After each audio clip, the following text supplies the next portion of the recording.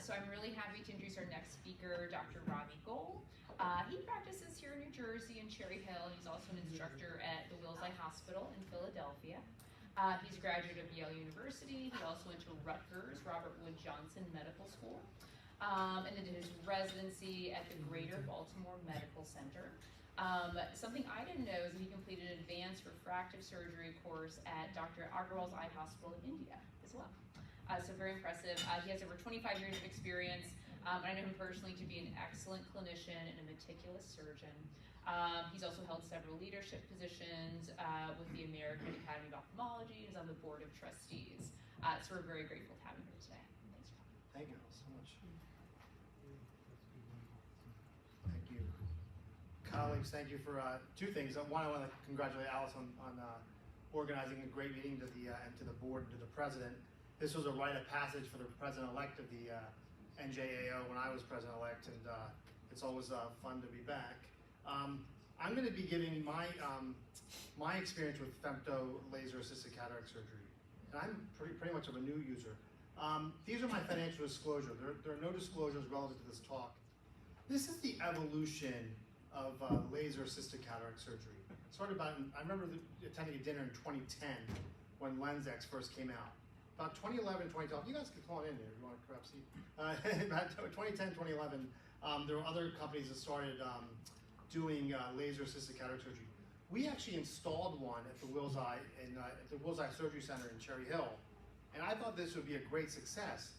We had 20 surgeons who were using one machine, all 15, 20 surgeons, all 20 surgeons did their 10 free cases, and then that machine sat doing nothing, gathering dust for 2 or 3 years. And we were talking this morning, because of workflow issues, it was very difficult to implement Femto lasers in the surgery center that we had. And it evolved up to the Ally in 2022. So this shows the evolution of the current LensR system that I use, going back from 2010 to 2022, which the benefit, I think, is that with laser-assisted cataract surgery, there's increased precision and reproducibility of the anterior capsule. Also, the ability to center the capsulotomy every time. And that helps with our premium patients with toric and multifocals. Also, the Femto can decrease the induced endothelial cell damage and more precision with our toric lenses. And also improve visual, refractive, and higher order aberration outcomes.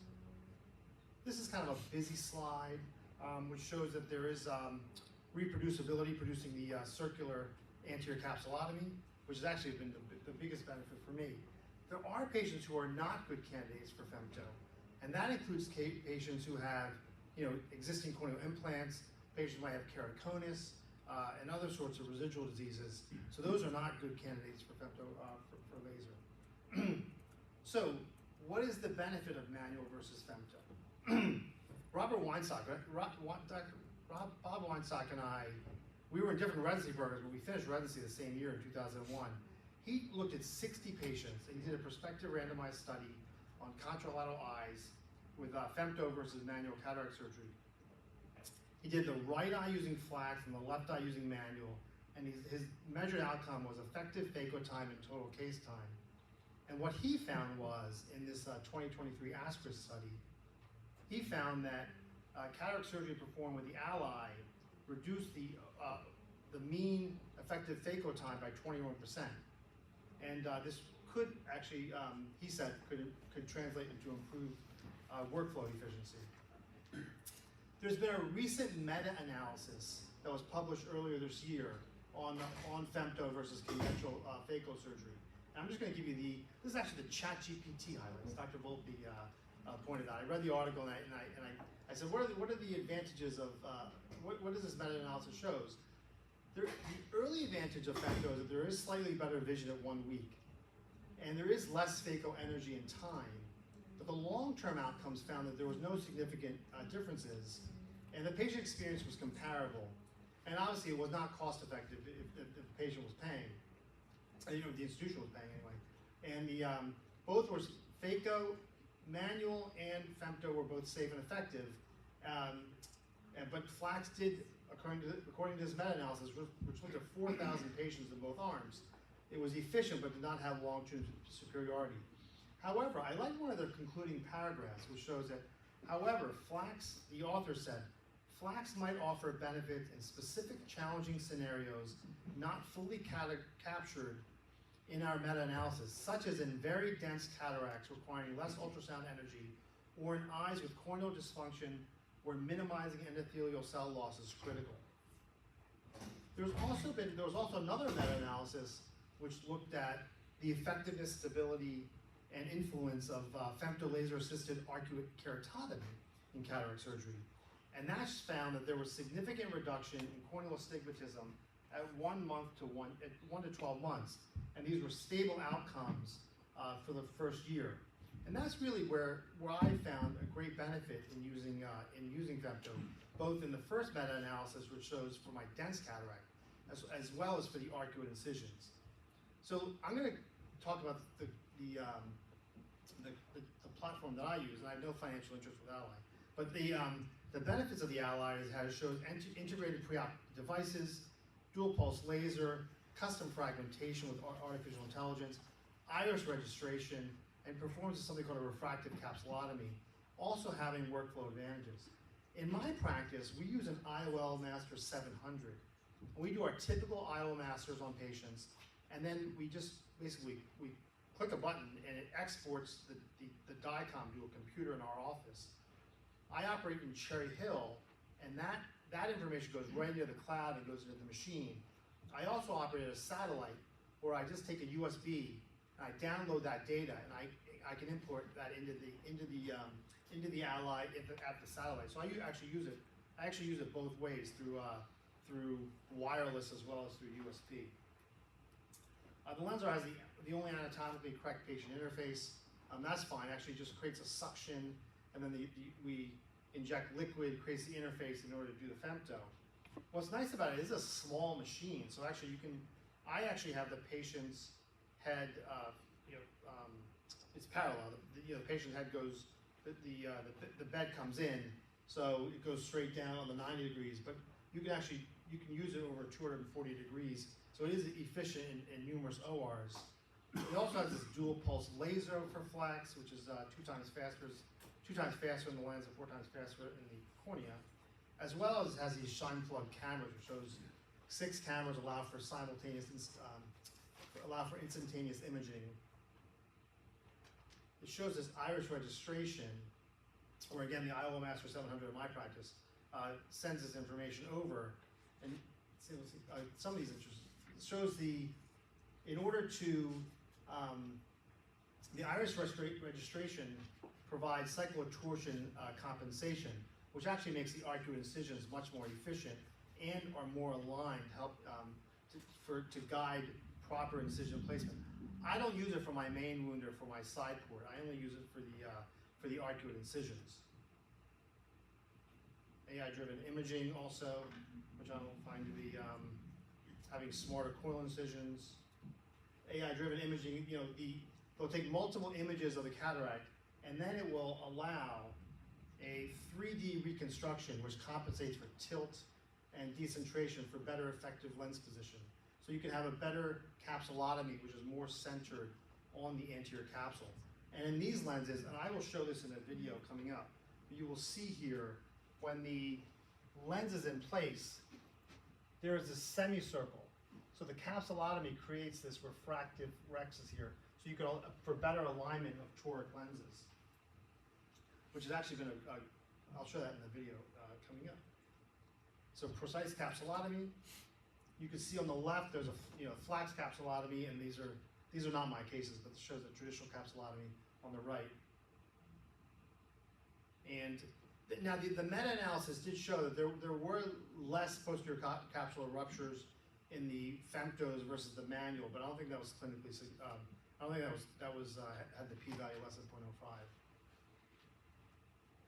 The arcuate incisions of the femto are more coronal than they are. So the beveled arcuate incisions. I see this term AI, so I was like, oh, that's AI. It's actually arcuate incisions in this case, but it shows. It goes to the their incisions are more coronal, which allows for less gapping.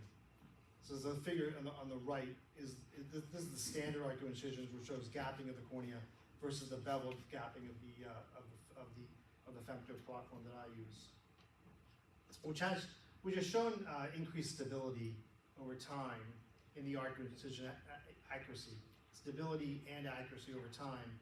Where you look at pre-op and post-op efficiency of less than a quarter, a half, and one diopter. These are the refractive capsulotomies. I'll let you play this.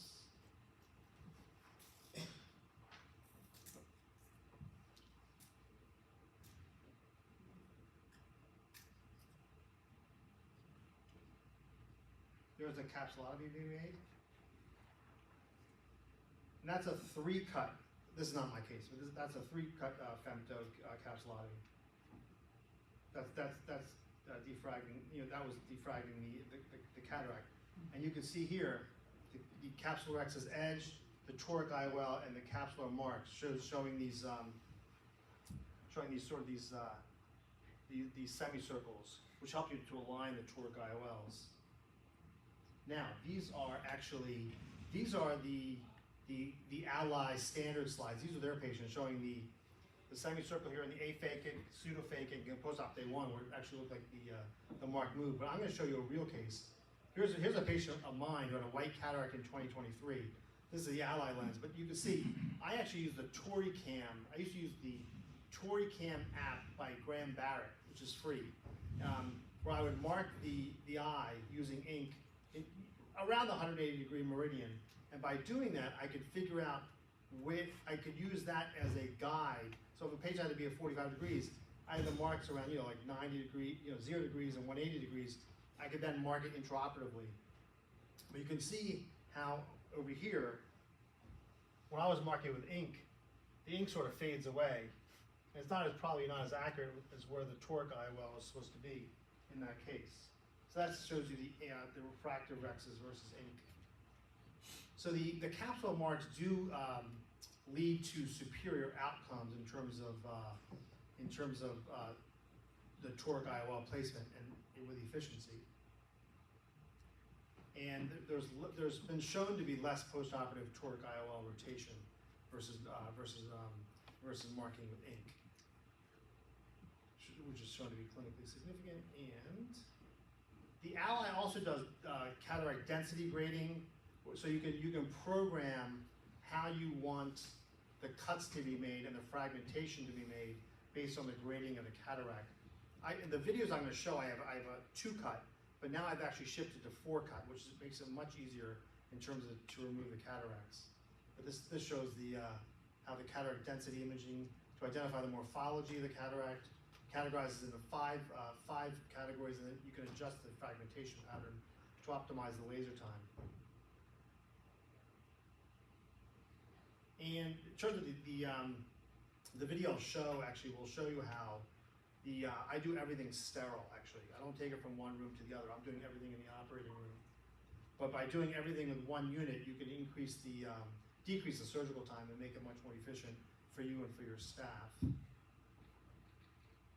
And this is a study by Kathleen McCabe, which shows the surgeon's time savings with the staff's time savings and the overall patient time savings in the operating room. That's the summary, and there's a picture of Dr. Miano and I. And in that show, and now I'm going to show, I still have time, I'm going to show an 8-minute video.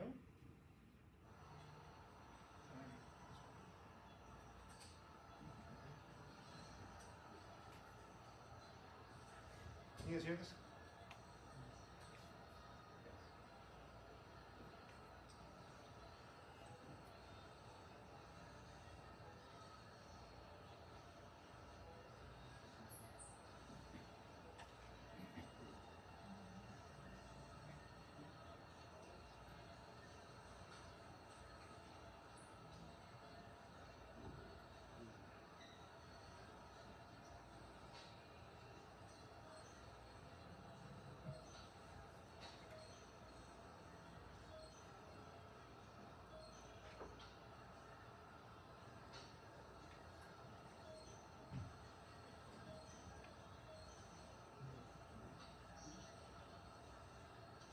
total laser time was about 12 seconds after the docking.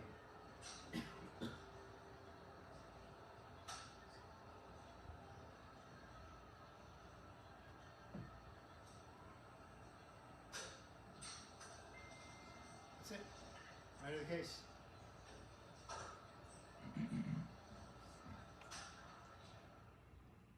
Now I'm going to show two cases: a 68-year-old female who had a nuclear and cortical cataract, as well as an 89-year-old male plus 3 to 4 cataract. I was begging him for 15 years to do cataract surgery. He kept saying, no, no, his vision was like 20/40. He was happy. Bang, capsulotomy is done. This is a 2-cut laser frag I'm doing. The female patient on the left, the male patient who's 89 is on the right. They're making the arcuate incisions, the astigmatic keratotomies. That was about 10 to 12 seconds. Now you're going to see, I make my typical side port incisions, use lidocaine, viscoelastic. You see I make my main incision here. Mind the gap. When I say mind the gap, what I mean is find the edge where there's an opening between the rhexis, the capsulotomy, and the outer edge. And it's easier to follow to complete the capsulorhexis. I find it actually harder to hydrodissect these patients. I don't know why. I think probably because it's a little bit harder to get them to turn, but I'm able to get that patient to turn on the right, and the left also I was able to get it to turn. The left one was a little softer. Finally I got that to turn. Now, this is an unedited phaco of both eyes. The 68-year-old female, a little softer cataract, and the 89-year-old male. And this was a dense nucleus on the right. You can see here. I thought, oh, it would be easier to crack it. You'll see on the left, I'm going to crack it pretty quickly. Done. And on the right, I was like, okay, I got to keep phacoing. I might have to turn that guy. On the left, you're going to see, there you go, nucleus side. Now I feel like I'm home free. On the left side, anyway. So I'm phacoing down. This guy was begging. I was actually hoping he wouldn't have cataract surgery because they'd gotten so dense. At some point, you're like, okay, you're going to hear me actually.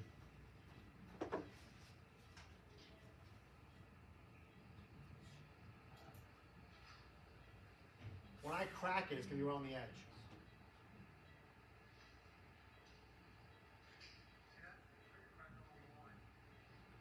I cracked it right on the line. Finally. At that point, I felt like I was home free. On the left side, the phacoing's going through. That's all done.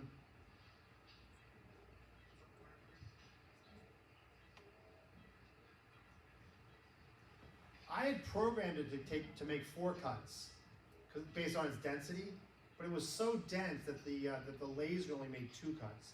So now with all of my settings, I've shifted to 4 cuts, so making 8 pieces of pie. Now I feel like I'm home. I'm going to turn it again.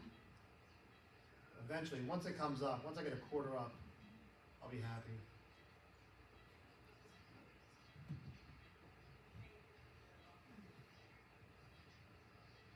Proceeding with it's hard. Cortex removal is actually a little harder with Femto. Always start with the subincisional, always. Because the laser cuts it so well, it's hard to get those cortical wisps. Now I finally got a quarter up on the right side.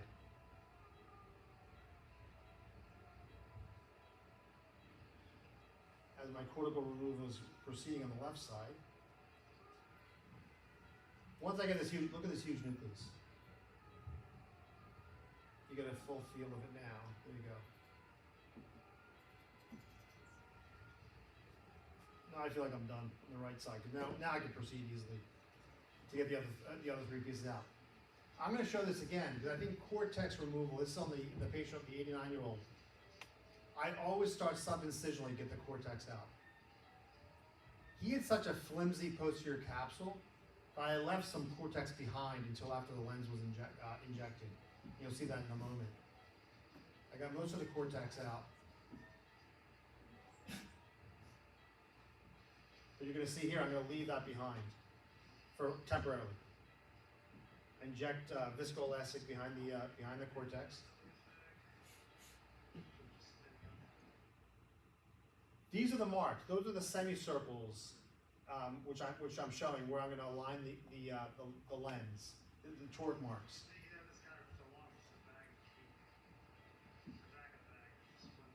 Normally, I'll inject the lens and I'll turn it when it's under viscoelastic, so it's 30 to 45 degrees away, and then I'll use my IA to take out the rest.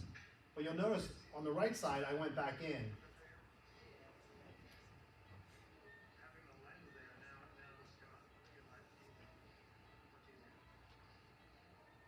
Much easier to get that cortex out when the lens is in place. See, that's a laser mark. The laser is a semicircle. Instead of making a perfect circle, it makes a perfect circle, a little semicircle right there. You're gonna be coming here. You see it? Yeah.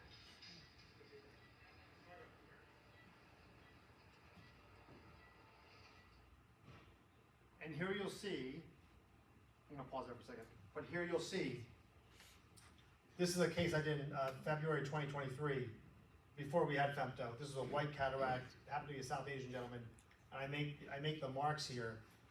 Yeah, I made random marks, took a Toricam photo, and then if I wanted to align him, let's say at 40 degrees, then intraoperatively, I would mark him here and here. I think he happened to be around about, his marks ended up being around 180. But you see here, here's the toric lens, 1, 2, 3, and here's the semicircle. Here also, the toric, 1, 2, 3, and the semicircle. And those are the circles I made here. Oh, sorry. You guys can see. And here again, this is post-op. There's the ink mark here. There's the ink mark here, and you can see the lens is right around there. The toric mark's right around there. That was pre-Femto.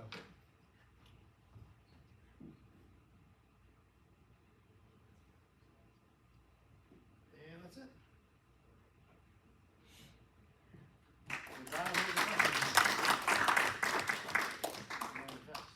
Sir. Why don't you make your incisional with the Femto?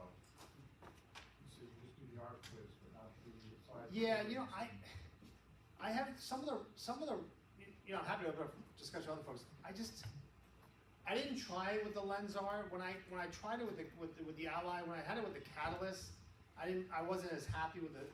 I just wasn't happy with it. You know, the stereokeratomes are pretty inexpensive. I just like it. You just using the steel. But I do. There is one rep who loves it. I haven't tried it yet. I think there's a surgical bias to not. I'm going to go there and then knock me out. Sir. In my experience, the laser doesn't go through anything but clear tissue. And when you're making your incision, your limbus, it has whiteness to it that hampers the incision. It's incomplete. You can't dissect it. It's a lot easier to just use a blade. Yeah. Dr. Miano? That's what I was gonna say. I've kind of wanted to start using the laser, and the reps have kind of held me off of it because just a little bit of Arcus, or if your imaging on your IOL master isn't perfect, and truthfully it's quicker to use the blade, so that's why. And those incisions are hard to start to create. They have to work with you a lot to really get it just right. So that's why a lot of us don't do it. Dr. Dunbar, Jim. Roger, the case of the really dense cataract, you know, I've not done the Femto thing, but it looks like you had an awful lot of work to do with the phaco. What benefit does your FLACS do for cases like that? You look like you were working pretty hard. No, I was working pretty hard. And so as I mentioned, I had the grade 1 cataract, I said make 2 cuts. Grade 2, 3, and 4, I measured, said to make 4 cuts. I just switched to 4 cuts. For whatever reason, it measured as being probably whatever. It made the 2 cuts. There are cataracts that are not as dense as that, which I felt I would have had to do as much work, where it is just easy as pie. It's almost like putting a hot knife through butter. That was so the CDE on the left eye was 3. The CD on the right was 18 or 19. So it's just, that patient, I'm gonna do a second eye in a few weeks, I'll let you know, but I'm gonna definitely do the 4 cuts. I was begging him to do surgery for the last 15 years, and I don't know why he finally said yes. Like, oh, I'm doing fine. And that was, for some reason he was seeing 20/40. That was a monster. That was a monster cataract. So I think there was the advantage of doing I think they do have this protective area in the software. So I guess if they didn't know where the posterior capsule was, they probably didn't go down as far when they did the laser through the nucleus. So when the FLACS was done, because the FLACS takes a bunch of measurements and they make a recommendation. You have like 2 seconds to say yes or because there's suction on the eye. So I was like, okay, so they can only do 2 cuts safely. But now all of my cuts are going to be 4 cuts. So I think that was had I to do it again or had there been a different case, I would have put 4 cuts in the. And the cuts means what? So it makes how far the laser cuts. This was a divide and conquer cut, a 2 cut, a 3 cut I hate. A 4 cut is really nice because you have a cut down the center, and then 2 additional cuts. So you're making 8 pieces of pie. And when even if I bring up it as quarters, when I'm taking out a quarter, that cut in the quarter makes those quadrants come up much more efficiently. I'll send you the video in a second. Michelle. I would say the other thing too is my understanding at Cherry Hill, we're the only 2 really using it at Cherry Hill. We've been using it since February. They have our patterns pretty conservative to stay way far away from the posterior capsule. So when you get one of those dense lenses, the cut isn't that deep and it can be hard to really find that exact channel. So it definitely takes some time. And like you said, that was a little bit earlier. Like case I find out like the more I use it at Cherry Hill, the more I can get right in the zone, and it definitely, but initially the dense lenses are still difficult because we're being, at least on our setting, pretty conservative because our most important is we don't want to go anywhere near that posterior capsule. It's still great to have this fabulous rexus and a guide. And then it just really serves like a guide, a pattern almost. Please. I see that you're using the Femto in the operating room while the patient is sterile. Yes. I've never seen that in most of the places I go to. We do it in another room. It's in some ways it saves time because while they're prepping the room, we do the Femto. But this is the first time I've seen it. So What's my time limit? Am I done? Yeah. Okay. I'll be at the lunch, and so if anybody has any questions, thank you. Great.